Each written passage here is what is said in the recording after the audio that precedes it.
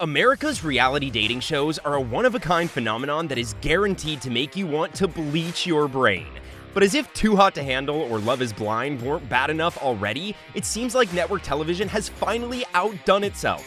TLC has come up with a TV show so disturbing, it'll make the cringiest of series seem like a feel-good watch. Let's introduce you to MILF Manor.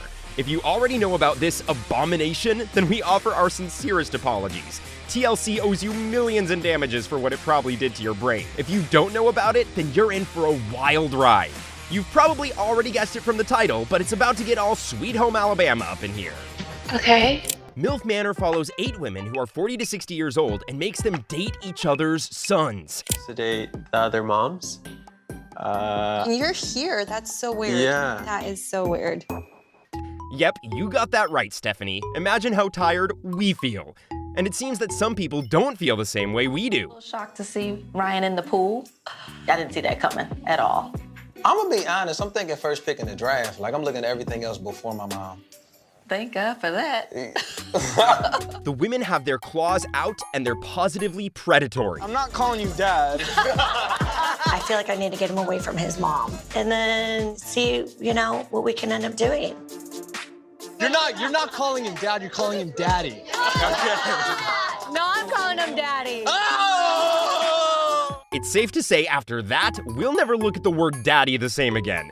For God's sake, Kelly, he's your son's age. And let's not even begin to talk about how weird it is that these women are going to be trying to be intimate with these young men while their sons are living in the same room. You're joking. Really not trying to sleep in here with Ryan on the other bed. I'm just telling you to make sure you're up in time to go to the gym All right, tomorrow, bro. bet. I'll see you at the gym tomorrow morning. All right, tomorrow morning, bro. Joey, later. Make sure you're up. I'm cock blocking my mom because first night, no. You've known him for 6 hours. You can't just immediately go into, I wanna, and then, yeah. We hope he does do that. We really do. Kelly honestly needs to take a good long look at the life decisions that brought her here, because girl, this is not it. Then again, the sons are just as bad. Pola has these feet that I just want to shove in my mouth. Honestly, the only thing he needs in his mouth is the name of our Lord Jesus Christ. Maybe we should bring back shaming people for this sort of thing, but although the concept is bad enough, the show has had moments so vile, so god-awful, that they deserve an award for making you want to break whatever screen you're watching on. For example, whatever this was. Whew.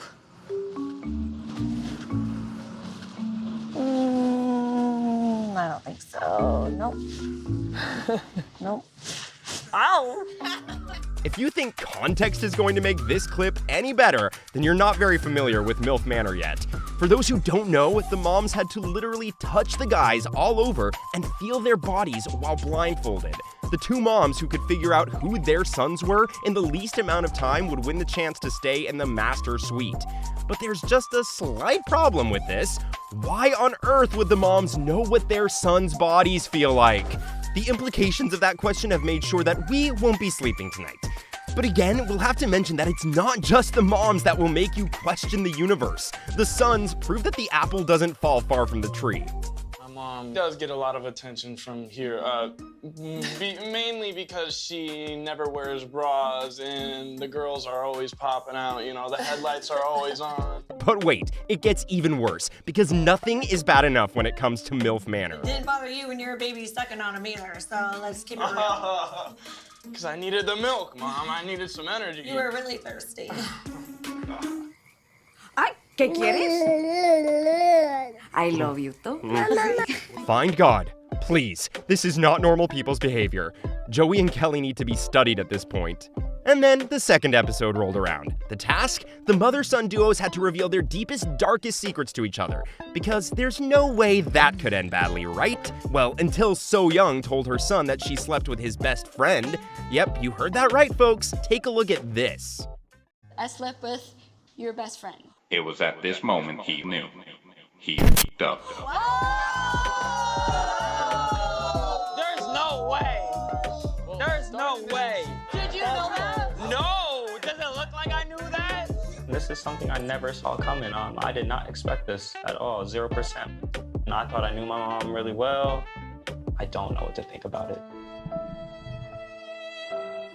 You could literally feel the poor guy dying inside as the smile slipped off his face when his mother said those words. Our good man just went through 5 stages of grief right then and there. Turns out MILF Manor didn't bring out the worst in her. She was already doing a pretty good job of it herself. So Young probably isn't going to be getting any Mom of the Year awards, huh? Sounds like it's the retirement home for her. Even Kelly thinks doing that is messed up, and that's saying something. Joey's best friends kind of have been with him since elementary school. That would be a boundary I would never cross. If you think we're being a bit too hard on Kelly, don't. Because the showrunners apparently decided that the best way to make MILF Manor a success was to add a dash of Karen and a good old sprinkle of racism. Stephanie and Jose speaking Spanish, you know, in their little group is definitely making everybody feel uncomfortable. For me, I want to know what you're saying, and if you don't want me to know, then like go somewhere else. Can somebody remind this woman that they're currently in a country where the mother tongue isn't English? Then again, if Karen had a little bit of brain power to spare, then the world would be a much better place.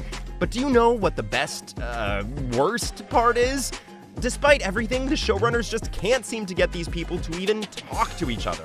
I was a above the waist kind of gal. I still am. I was called the Queen of Blue Balls. Damn. Congratulations, you two. You've officially set the record for the most awkward date ever.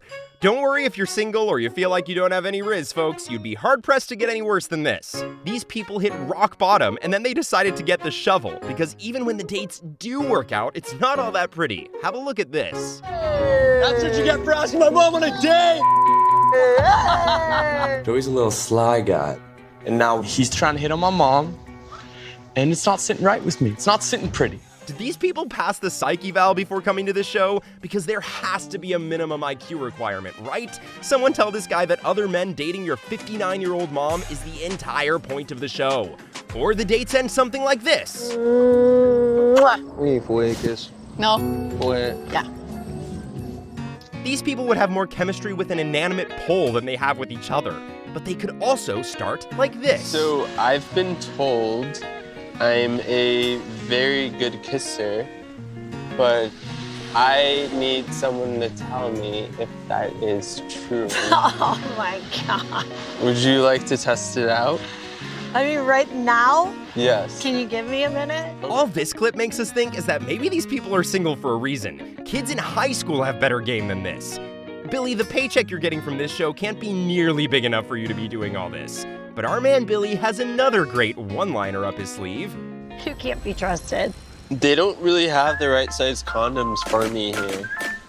No comment. Anything we can say past this point will be considered a breach of his human rights. But as it turned out, Kelly was into it. I wasn't expecting this at all. I think it's hot when a guy is so confident about his size of his penis. Like, maybe he has this crazy wild side that even Stephanie doesn't know about. Billy's definitely becoming one of my favorites at this point. Pick yourself up, woman, because we'll need a microscope to find your standards at this point. And then Kelly went up and asked Billy's mom if she knew how big her son was. Because why not, right? He said he has a big. How does it make you feel?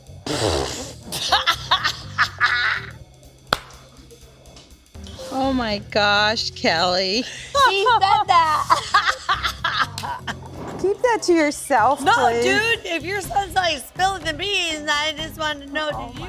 No words. Why she feels comfortable broadcasting this to the entire world is just another mystery we'll never know.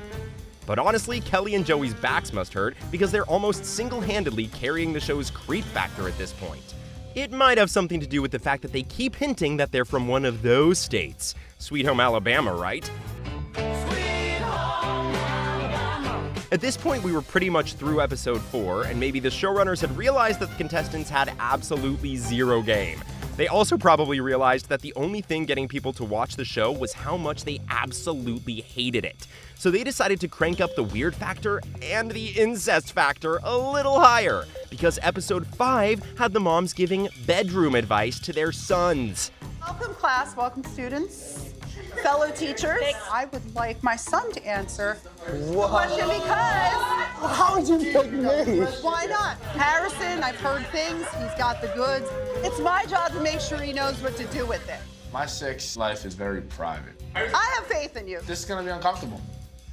Where is the labia? Oh. He better know. I don't. Let me give you a hint, bro. No, don't tell. Okay, no. No, it's your lips. No, Harrison. That's not right. Yeah. Try again. So the lips. The lips. Yeah, okay. And the taint. If you were in this zone, something happens to it when you give birth sometimes. Yeah, because I give birth all the time. I can't believe that he doesn't know the other parts of the vagina. I'm done. Too much. No human being should ever be subjected to this. How would you feel if your mom gave you sex advice? Puke! And then we get to episode 6, where the sons have to give massages to their moms. But this isn't your average run-of-the-mill massage, and if you thought that, then you'd be sorely mistaken. Because this is MILF Manor we're talking about, and all things innocent come to die here. Have a look for yourself. Yeah. Ah! Oh my god. Don't stop. What the hell is going on over there? Yeah. If Lisa's getting a happy ending and I'm not, I'm gonna be pissed. Oh, yeah. Oh. I feel like I'm doing good in this challenge. I feel like the moms is giving me good feedback. They're enjoying it. My friend, this could be your mother you're massaging. People should be afraid of going there. MILF Manor has provided that network television is in the trenches and that people have no idea how to get views. But if we're being completely honest here, there are a few things that make this show genuinely entertaining to watch. Pola and Kelly's catfight, for example, had us sitting in our seats, drinks in hand, waiting for the claws to come out. I'm not sure if Paula is embracing this whole situation. Like, I thought she came here to date a younger guy, not her son. But whether she likes it or not, I'm gonna do whatever it takes to take my man home. So there is no competition, babe. If I had a date, would you wanna go with me? Sure. I like to win. This show will give you highs and then lows bad enough that they'll leave you questioning your entire existence as your last 2 brain cells flicker and die at the torture you've subjected them to. But one thing is for sure, you'll be very thoroughly entertained. Did we get all the cringiest moments in MILF Manor? Feel free to comment down below if we missed any parts that made you gag with glee or nausea. And while you're down there, also give us a like and don't forget to subscribe to the channel. After all, we didn't put ourselves through the pain of watching this for nothing. We'll see you again soon.